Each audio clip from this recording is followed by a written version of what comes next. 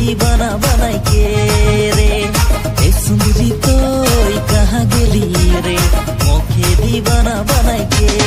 रे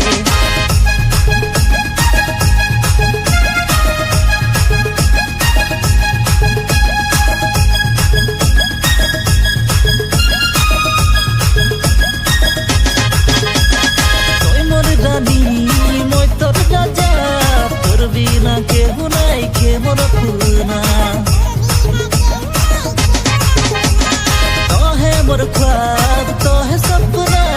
तोर बिना के हुनाई के मोर पुना ए सुंदरी तोई कहाँ गेली रे मोखे दीवाना बनाई के रे ए सुंदरी तोई कहाँ गेली रे मोखे दीवाना बनाई के रे मोखे दीवाना बनाई के गोरी रे कहाँ तुई गेली मोखे छाड़ी करी रे मोखे दीवाना बनाई के गोरी रे कहाँ तुई गेली मोखे छाड़ी करी रे ए सुंदरी तोई कहाँ गेली रे मोखे दीवाना बनाई के